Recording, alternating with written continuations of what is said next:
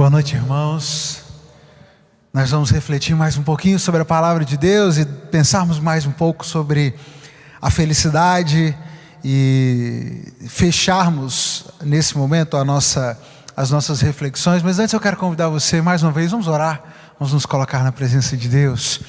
Pai, obrigado por esse tempo tão precioso que o Senhor concedeu nesses dias aqui, nesse tempo de congresso. Obrigado por tanto que o Senhor nos ensinou, por tantas experiências, por tantas lições preciosas.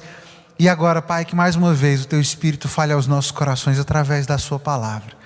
Para além das minhas limitações, para além das nossas dificuldades de entendimento, que o Teu Espírito nos ajude a entender como essa palavra se aplica nas nossas vidas e transformar, Pai, a cada dia as nossas vidas e nos levar mais e mais perto do Senhor. É a oração que eu faço, já agradecido, no nome de Jesus. Amém. Amém. Nós temos refletido então sobre felicidade e começamos essa jornada pensando sobre o fato de que a fé é o primeiro passo para encontrarmos a felicidade genuína, porque essa felicidade verdadeira, perene, constante, ela só pode vir do Senhor. Não há outra fonte de alegria, não há outra fonte de paz que não o nosso Senhor, que não Deus. O texto que nós temos por base, escolhemos por base, esse texto de Romanos 15, ele começa que Deus, a fonte de esperança, os encha inteiramente de alegria e paz, em vista da fé que depositaram nele. Ele é a fonte de toda alegria, ele é a fonte de toda paz, e é do Senhor que recebemos, é só dele que vamos receber essa alegria que estamos em busca. A alegria que a sociedade tanto busca, tanto clama, ela só pode vir do Senhor. A partir desse entendimento, nós começamos a refletir hoje à tarde sobre a necessidade de perseverar. Porque por mais que encontremos no Senhor essa alegria, ela não nos garante uma constância de momentos agradáveis. Nós vamos encontrar sim alegria no Senhor em todos os momentos, mas vamos encontrar alegria inclusive nas adversidades, nos problemas, nas provações. Sermos alegres, realizados no Senhor, não implica uma vida isenta de dificuldades. Por isso a necessidade de perseverar, para que possamos experimentar tudo aquilo que temos para receber do Senhor e para que possamos cumprir a sua missão. E é nessa direção que nós vamos caminhar agora, nesse último momento, porque o texto ele diz, de modo que vocês transbordem de esperança pelo poder do Espírito Santo. Pelo poder do Espírito Santo. O poder do Espírito Santo foi nos concedido pelo Senhor para que nós fizéssemos o quê? Eu já mencionei isso ontem, eu acho que vocês vão se lembrar. Para o que é que nós recebemos o poder do Espírito Santo? Me ajuda aí. Para o que nós recebemos o poder? Vou dar a dica do texto. Atos, capítulo 1, verso 8. O que o texto fala para a gente sobre o poder do Espírito Santo? Você se lembra do texto? Você pode restar comigo? Mas recebereis poder ao descer sobre vós o Espírito Santo e ser-me-eis testemunhas tanto em Jerusalém, como em toda a Judéia, Samaria e até os confins da terra.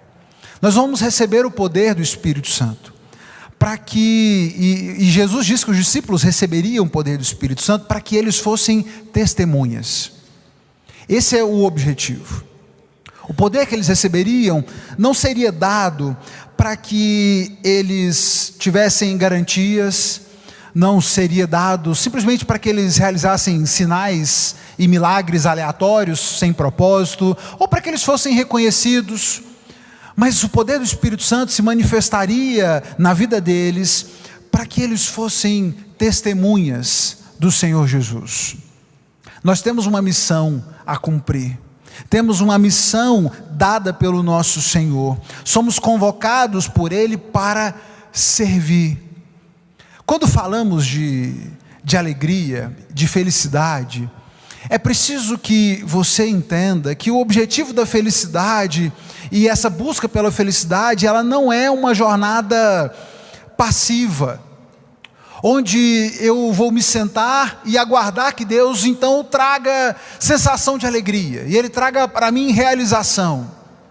E quanto menos eu fizer, melhor. Não é para isso que o Senhor nos chamou. O Senhor nos desafia a servirmos, a empregarmos os nossos dons, a usarmos os talentos que Ele nos concede. Jesus prepara os seus discípulos para que o servissem com fidelidade. Só precisamos do poder de Deus, e recebemos o poder de Deus justamente para que possamos servir melhor, para fazer melhor. E o que às vezes perdemos de vista e nos esquecemos é de que no serviço nós nos realizamos ainda mais. Eu não sei como foi para você, como foi para os irmãos a experiência da aposentadoria. Eu sei que muitos já estão aposentados aqui.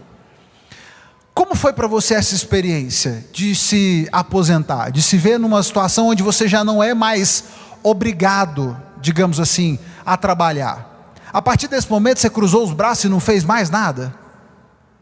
Ou você foi em busca de alguma coisa para fazer, para se sentir útil, para se sentir realizado, para sentir que está cooperando, que está realizando algo?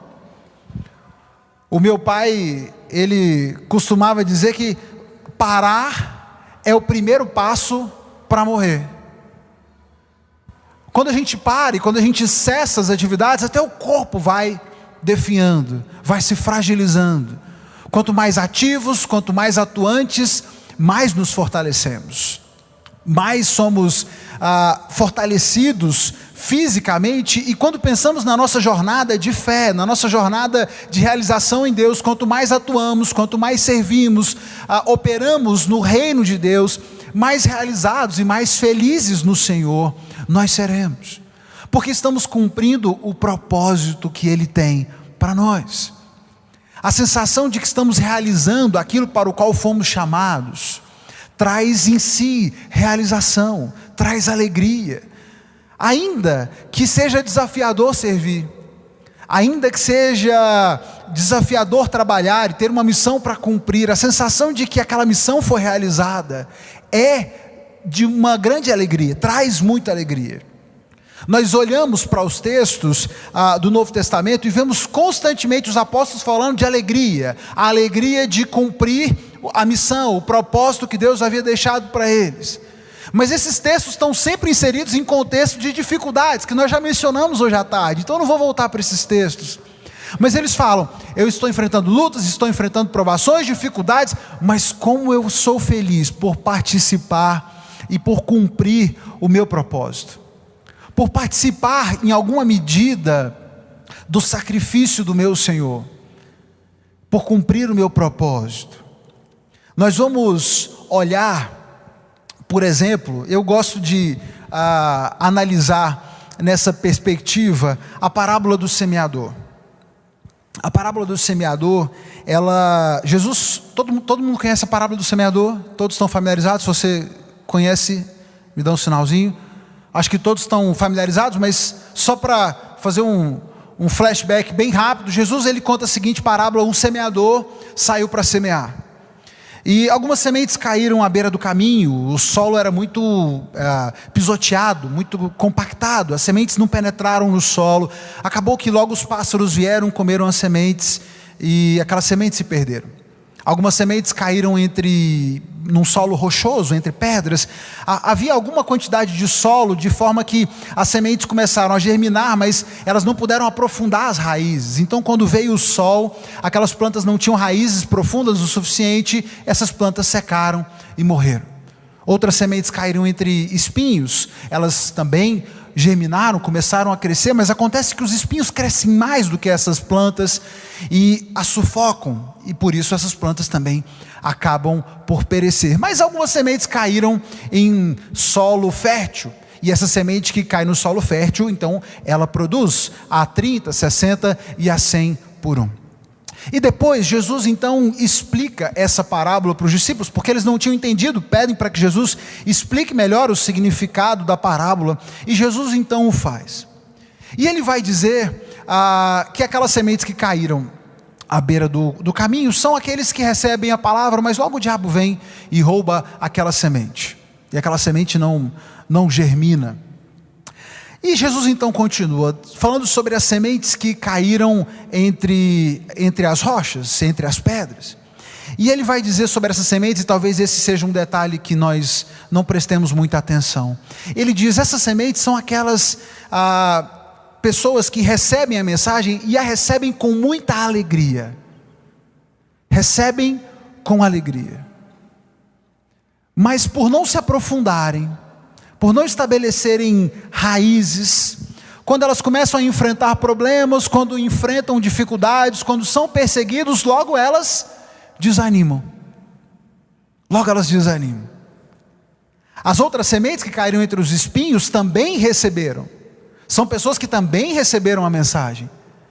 O que acontece com essas sementes é que elas são pessoas que se deixaram seduzir demais pelas coisas da vida, pelas preocupações da vida, pelo amor ao dinheiro.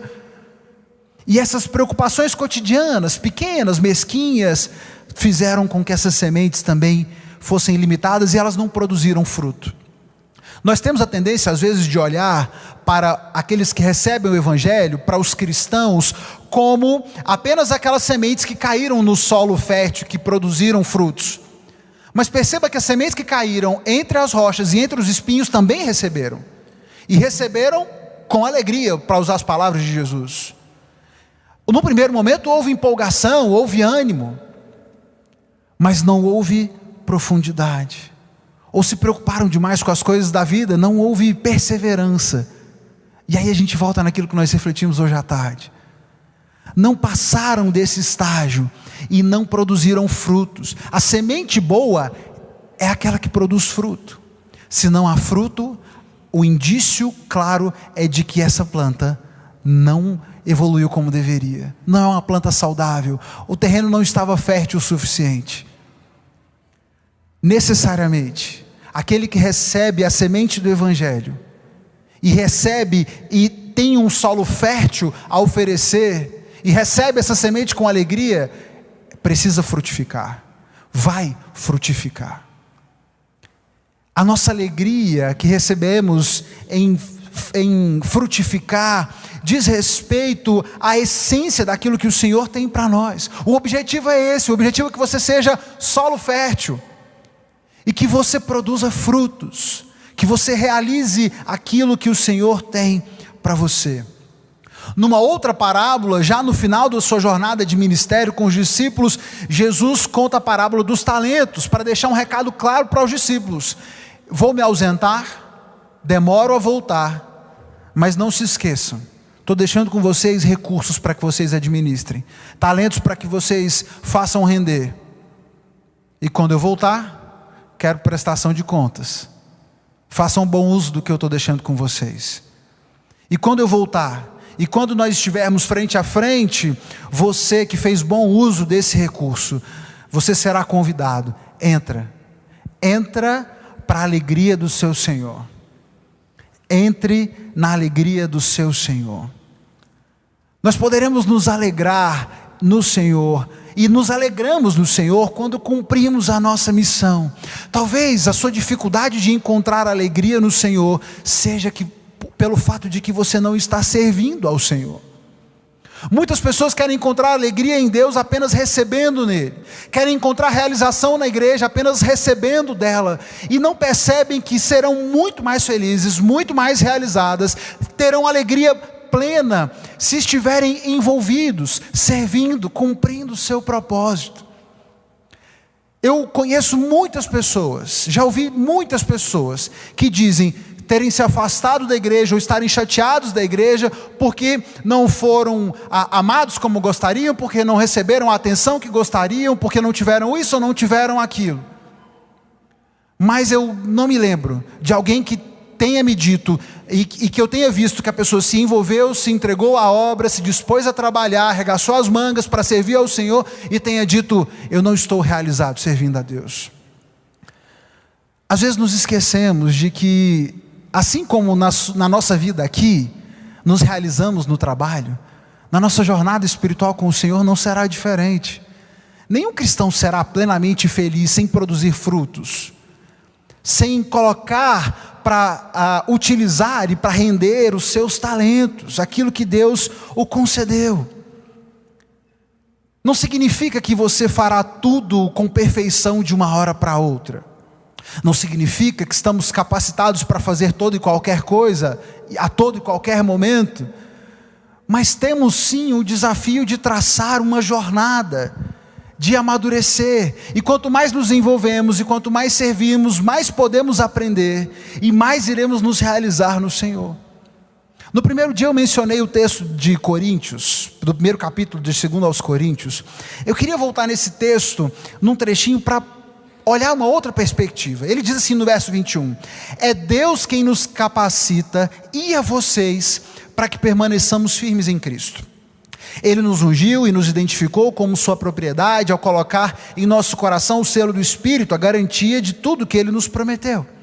E agora eu invoco a Deus como testemunha de que foi para poupá-los que eu ainda não voltei a Corinto. Isso não significa que queremos controlar vocês, dizendo como exercer sua fé. O nosso desejo é trabalhar com vocês para que tenham alegria, pois é pela fé que permanecem firmes. O nosso desejo, o que Paulo diz, é trabalhar com vocês, desenvolver vocês, para que vocês possam ter alegria e experimentarem o que é se alegrar no Senhor e permanecerem firmes. A alegria de Paulo era poder servir, era poder trabalhar para que outros se fortalecessem em Deus.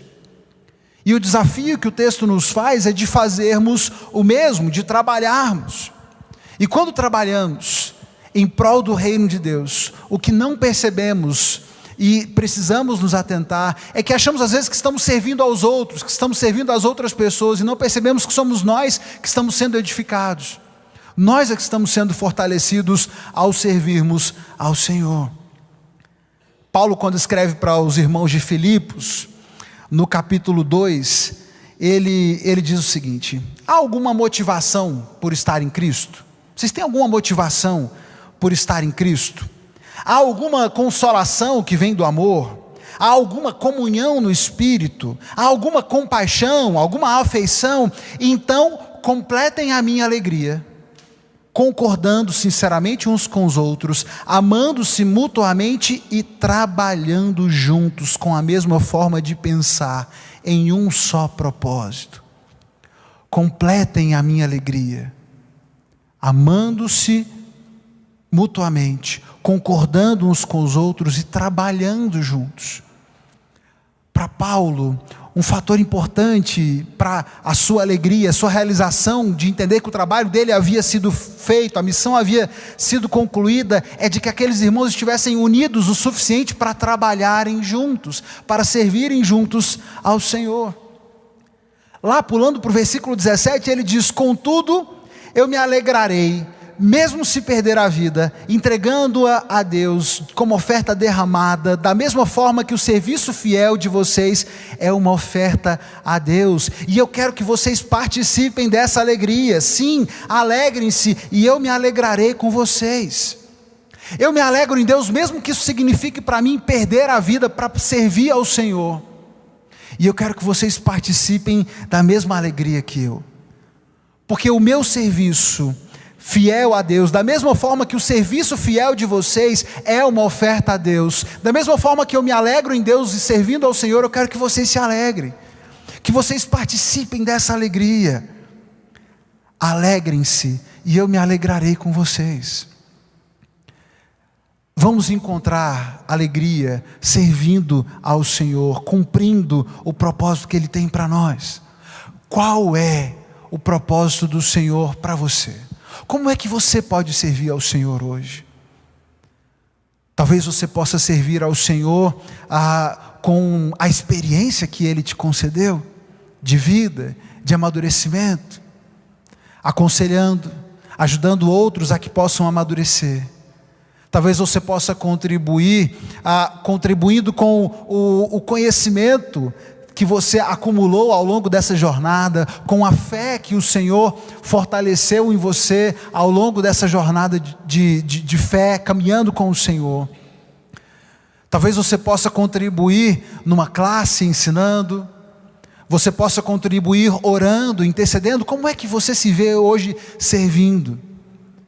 Eu não sei quais são os talentos que o Senhor colocou nas suas mãos, mas você sabe.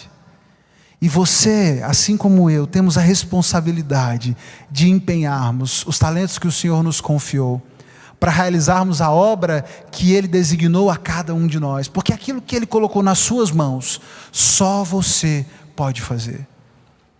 E temos uma alegria imensurável ao encontrar e a experimentar, na medida em que nos dedicamos a cumprir o propósito de Deus para nós. Em João, no capítulo 16, eu termino nesse texto, nós olhamos para Jesus diante dos seus discípulos, e eles falavam sobre as dificuldades dos últimos dias e aquilo que eles iriam enfrentar. O Senhor diz aos seus discípulos: da mesma forma como agora vocês estão tristes, mas eu os verei novamente, então se alegrarão, e ninguém lhes poderá tirar essa alegria. Naquele dia, não terão necessidade de me perguntar coisa alguma.